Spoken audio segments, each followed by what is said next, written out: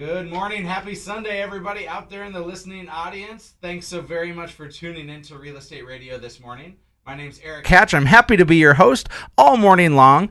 If you ever want to come and stop by and see us, I get the chance to work at Hatch Realty with all the beautiful people there. We're located for just a couple more weeks until we head to our new office, but for a couple more weeks, you can find us at 1205 16th Avenue South in Fargo. That is just across the street from Luna. Formerly Luna Coffee, now Luna. They have a chance to serve booze and wine and delicious sandwiches and breakfast food and coffee and everything in between. So if you're getting a snack, come on over and visit us at Hatch Realty. Now, here at the top of the hour, I want to talk about the current market. It's important that people know and understand what's happening in the market so we can best position ourselves. If you're out there right now and if you're sitting on a house saying, you know, Erik, I just don't want to move in the winter. And I hear that a lot. People don't want to move in the winter. I always want to challenge you with this idea and this thought. Would you rather lose 20 days in the summer packing, cleaning, getting everything done, and then moving outside for a day? Would you rather lose 3 weeks in the summer or in the winter? Because a lot of times people say they don't want to move in the winter because it's so cold, but you're going to only spend a day or two at most carrying boxes inside and out. Most of your time moving is actually spent inside. And so as the market shifts now, as we move into winter, the time is prime for you. The buyers are out there in droves looking for houses, and there might be less competition for you. So that means, or there might be less options for the home buyers. So if you own a home, and if you're considering selling your house, now is actually the opportune time because we're coming into winter months. And if people can be educated about how much better it is, I think, to even move in the winter than it is in the summer, and there's less competition out there for you as a seller, that means there's more buyers out there looking to claw after your house, which means more cash for you. So the stars have aligned, my friends. It is time to talk. Let's find out what your home is worth. Head to livefargomoorhead.com, or you can always give us a call at 701-369-4839. But first things first, let's find out what's happening with real estate news this week. In studio with us once again, joining us from the other side of the river, the nice side of the river. Both sides are nice, but in studio with us once again, Mayor Del Rey, Moorhead, Minnesota. So good morning, Del Rey. Good morning. Thanks for having me, Erik. Absolutely. It's always a thrill to have you in studio with us. You joined us back in January, which seems like eons ago. But for those who are just tuning in and maybe aren't familiar with who you are, give us the rundown. Who I am? Yeah, absolutely. I am a new mayor in Moorhead. Mm-hmm. It was a last-minute thing for me, so I have not been in politics before. This is the first run. I'm a retired CPA, so I like the money, the numbers thing. I'm in like comfort zone there. But yeah. How about your family? I have two kids. They're both millennials. One's 20, one's 22. They're both in college mode, and one's at MSUM, and the other one's at Winona State. Great. And so you're the mayor of Moorhead. You've been serving coming up on a year now. No, a year and 8 months. Oh my gosh. Oh yeah, it's just been that zip long. zips. Yeah. Time flies when I drink a lot. That's crazy. I think I'm joking. Last time you were on the show, I asked you, what do you think is going to happen to Moorhead in 2015? We set the stage for the year. And what did I say? Here's what you said. You said 2015 is going to be a good year. Oh yeah, totally, it's showing that. So what are some of the highlights that Moorhead has experienced in the last 12 months or so? Well, our housing market is huge right now. We are the healthiest housing market in Minnesota. Really? We also, of course, got the accolade of being the best small city in the United States. That's under, I think, 50,000, right? Under 50,000. Yep. Yeah, all you Fargo people always have to point that out. No, it's because Fargo is a small city, too. I mean, on the grand scope of the larger metros. No, look at you jab me right there. That was great. Watch out, man. So huge accolades. What are some of the other great things that have gone on? Well, we've a lot of new businesses have come in. Obviously, Restica is open. Hornbacher's Azul stuff is coming in.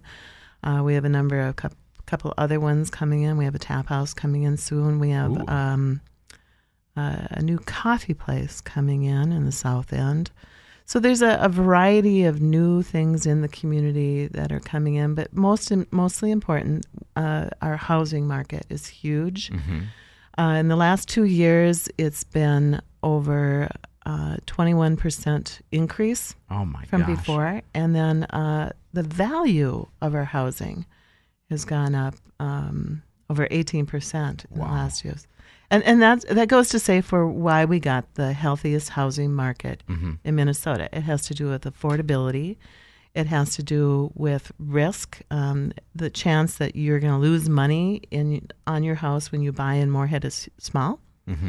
And the other piece is that goes to your selling is the houses are going fast. They are. When you put them on the market, they're not on the market very long. You know, here's one of the things I noticed, and those of you just tuning in, we're talking with Delray Williams, mayor of Moorhead, Minnesota, and one of the things I noticed is that Moorhead was slower to rebound originally than Fargo and West Fargo, and now the resurgence, it's we'll call it the grenade of a sort.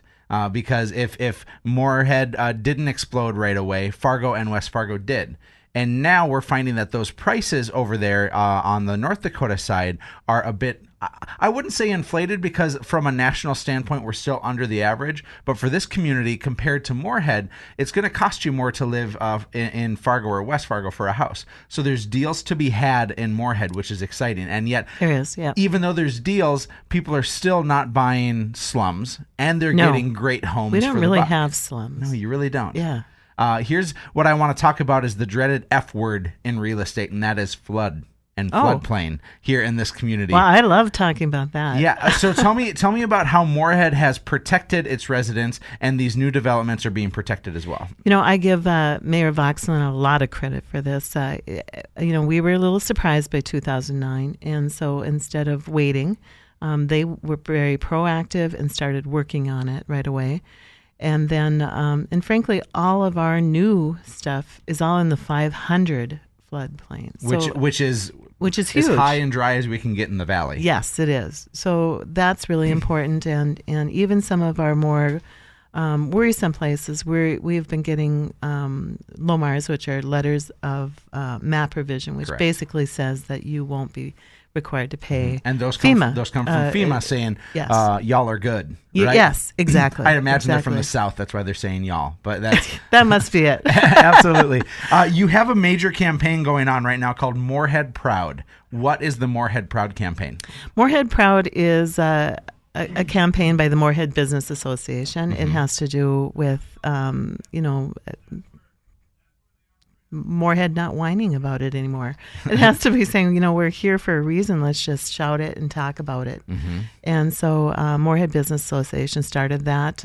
We've enjoyed magnetic signs, which we encourage people to take and put on their cars. Where can they get those? You can get them over at Old Lutheran if you would like to get them. We also will be doing coming up house signs that people will be getting for free if you would like to put them on your house.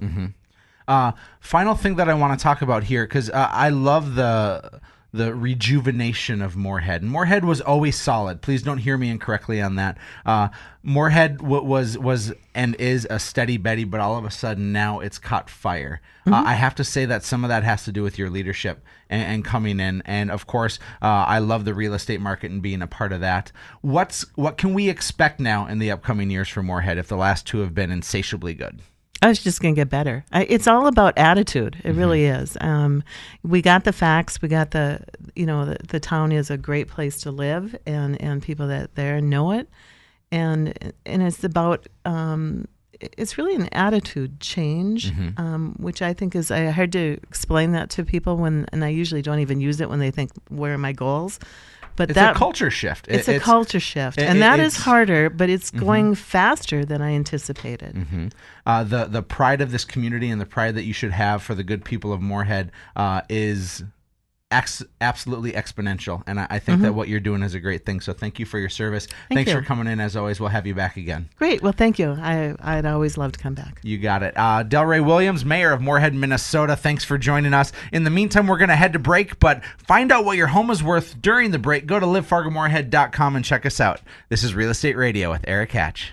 Welcome back to Real Estate Radio. As always, I'm your host, Erik Hatch, and it was a delight having Mayor Delray Williams in studio with us, and I thought that's a perfect segue into talking about the differences real estate-wise between Fargo-Moorhead and West Fargo.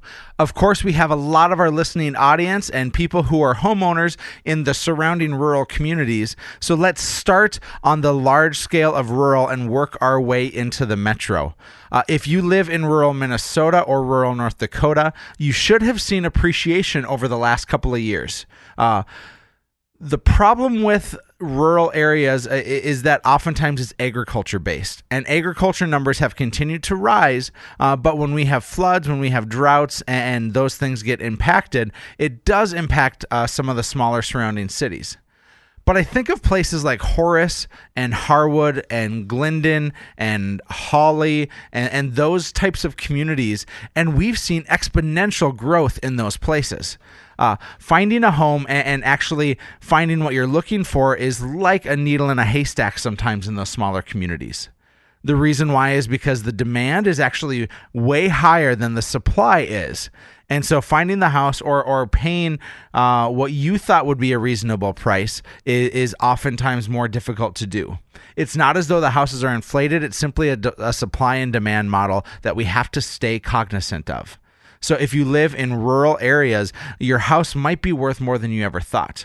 Now, if we get outside of the 20 or 25-minute bubble of the metro area, it gets harder to sell your house.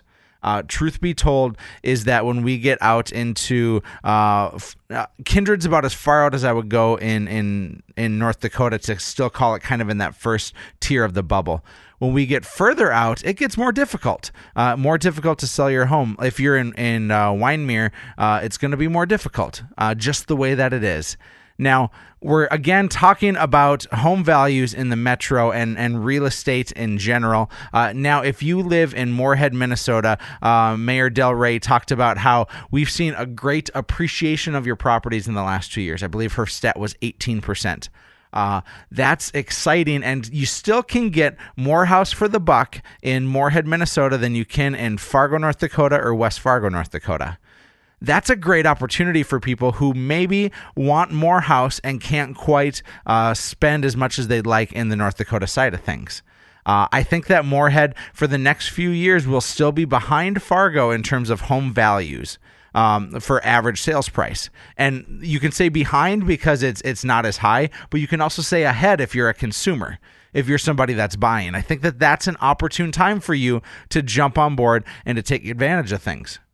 Now, oftentimes I've had people ask me, financially, where does it make more sense to live? From a tax perspective, where does it make more sense to live? And the number I have always known and heard, and this isn't from me, this is from people who are mortgage lenders and much smarter and more handsome than I am, they've often said that if you make over $70,000 a year as a household, it makes more financial sense to live on the North Dakota side of things than it does on the Minnesota side of things.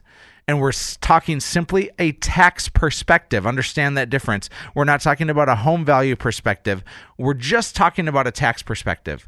So your taxes based between income taxes and property taxes will benefit you if you make over $70,000 a year on the North Dakota side. If you make less than $70,000 a year, you're going to pay lower property taxes, but you're going to pay higher income tax on the Minnesota side.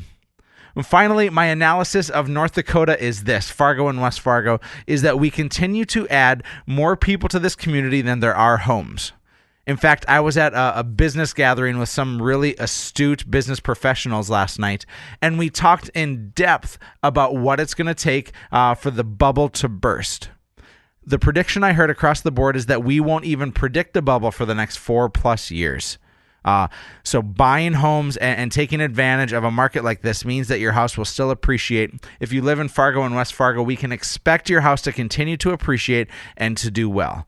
But the only way we know what your home is actually worth is for us to talk and for us to see it in person, to touch, taste, and feel that house and get a good idea. So let's talk about it. 701-369-4839 or connect with us at livefargomoorhead.com. Where has the day gone? We are almost out of time. Things have flown by today. I want to thank you, first of all, for tuning in. It's always exciting to be able to share the great things of this community with people. But I do always want to leave you with a little bit of advice, maybe something that will help you along the way. I talked about it at the top of the hour, but here it is again. If you're considering moving and you say you don't want to move in winter, I want to help change your mind on that just a little bit. The idea, the premise of you jumping on board and actually choosing to move in the winter, I think is pretty stinking advantageous. The opportunity presents itself for you to spend all your days packing inside when it's nasty outside, instead of losing your summer days to packing inside when it's real nice outside.